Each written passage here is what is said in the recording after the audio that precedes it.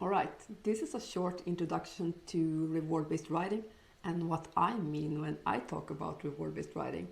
For me, yeah, we're gonna go deeper into the elements on the header picture and talk a bit about them.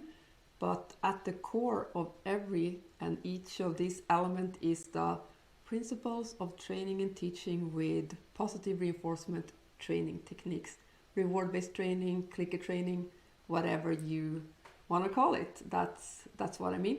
And what is that?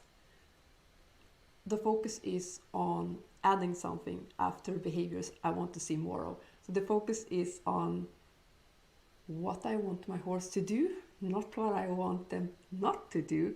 The focus is on teaching my horse to search towards something instead of away from something. The focus is on creating a horse that is a willing participant of my training session, which also means creating a horse, teaching a horse that it is actually okay to say no to training. And for me,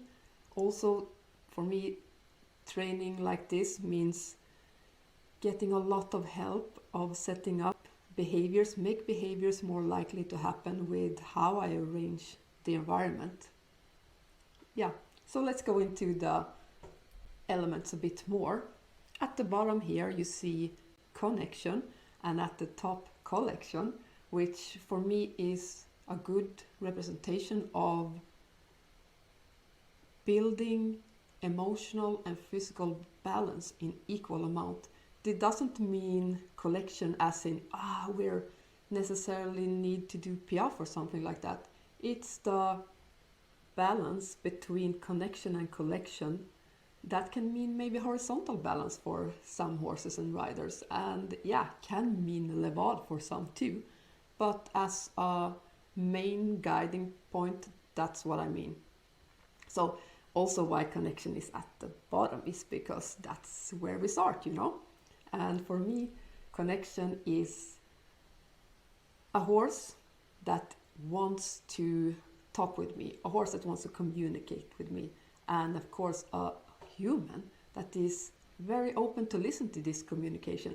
As we said, if a horse is going to say no, this requires both some listening and some talking, So we start making connection with every horse we meet, or every learner for that matters, and connection is something that grows, continues to grow in our training every day and deepens our relationship.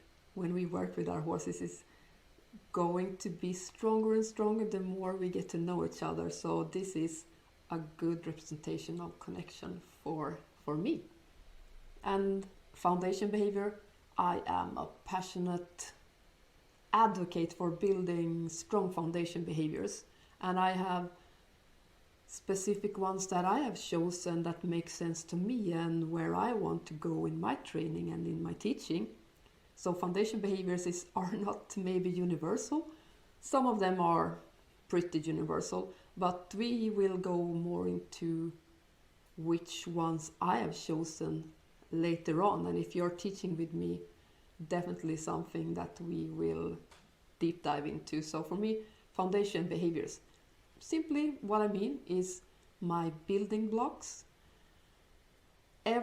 Each and every behavior that is a bit more advanced in my training, I can relate back to a simple version of it that I found in my foundation behaviors. Here on the picture you see me using a nose target to direct this horse head a little bit. We're doing a fascia release, so I'm just helping him relax and stretch out a little bit to help him relax in turn.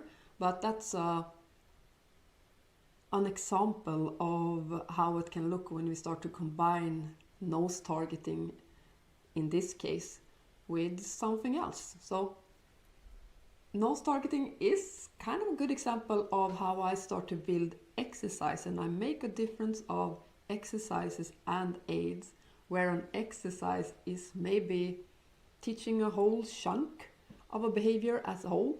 If a horse follows a nose target, for example, and I can direct it slowly to the inside while we remain walking forward. What we have then? Then we can have a shoulder in, a version of shoulder in. Taught as a whole exercise, I can also create a shoulder in with my rider aids. I can ask the horse with my outside rein to move the shoulder a little bit to the inside. I can ask the horse with my inside rider's leg to step in under her belly, and so on and so on. So there are different ways to create the same behavior, and I think these two and the variations in between are very useful to have as a general guide of how I do it and why I make a difference of it.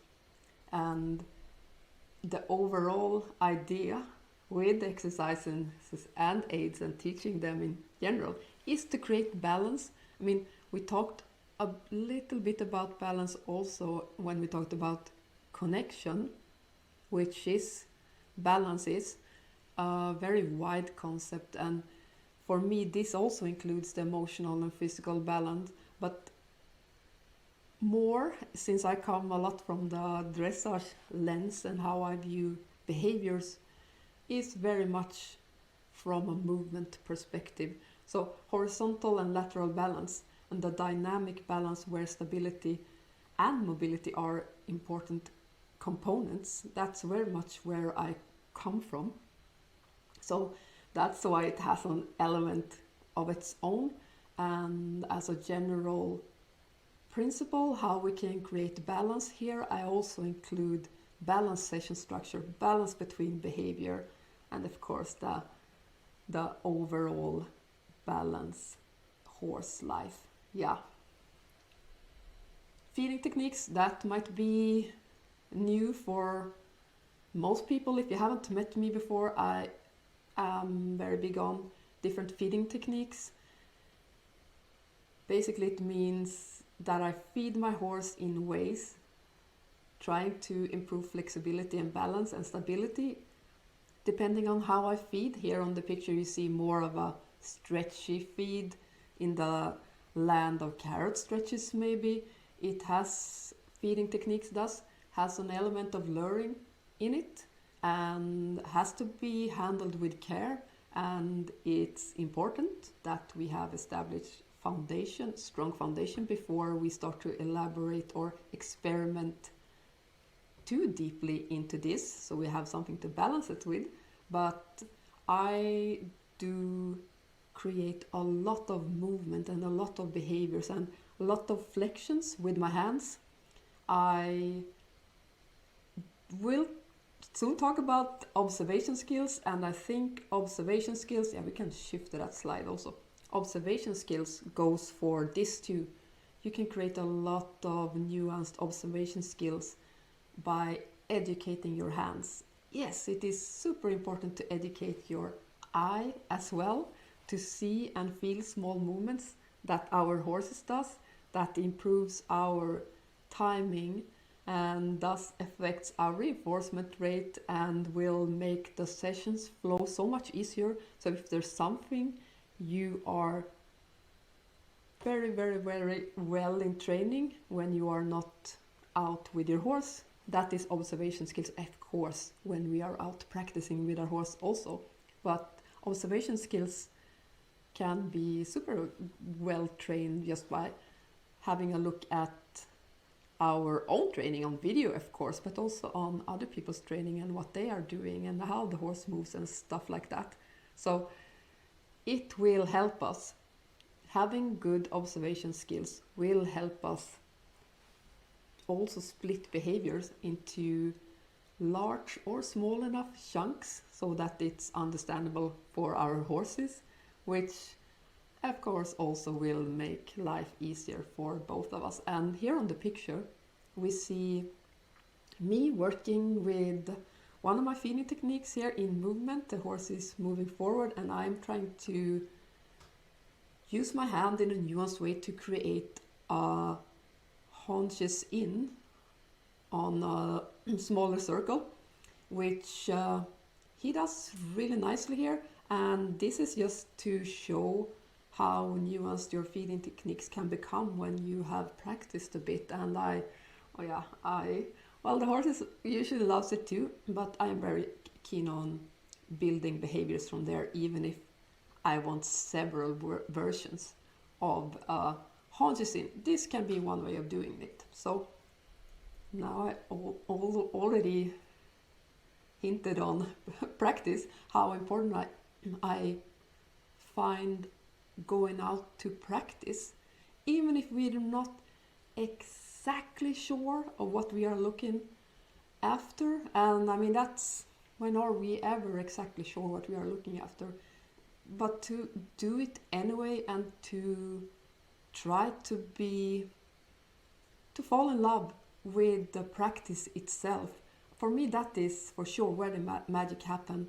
And to be an independent trainer in this sense practice will give you confidence in the long run. Yes, you might need some help from a teacher for a while, but the more you practice, the more independent, the more you will be able to rely on yourself and skip every thought of perfection. Yeah, it can be a goal, but more view perfection as a direction. I think that is super helpful to, okay, I'm going sort of that way. That's good to know. But how the process of getting there can, of course, look very different. And I really want to boost everyone to dare to go out and not be perfect. Yeah. So, last element, collection. For me, well, maybe you got it by now, you know. The collection is also an element that I include so much more in than just simply shifting the balance to the hind leg. I love this quote from Paul Belasic. Maybe you pronounce it like that. Collection is to mentally and physically gather yourself to your core. It's a preparation to enter flow. I love that quote, and it's very well representing what I think, for me, tells a little story about where emotional and physical balance meet, and where our practice, all our elements that we previously talked about, is collected here in this element and helps build towards it. And of course, that makes collection also a process and an active action. And for me, collection is an expression of balance and strength and relaxation. So here we have all the other elements united, sort of. And for me, doesn't really matter. You don't have to, like I said, doesn't have to be high levels of collection. It has to be high levels of connection, but you don't have to aim for a piaffe, a worthy goal for any rider and any horse. I mean, that's horizontal balance. To help the horse off the forehand and to slowly help the horse balance himself 50-50, that's super helpful for all horses and will keep them sound for longer in their life. So that's what I am passionate about, and yeah, a little intro to how I think and how I structure training. All right,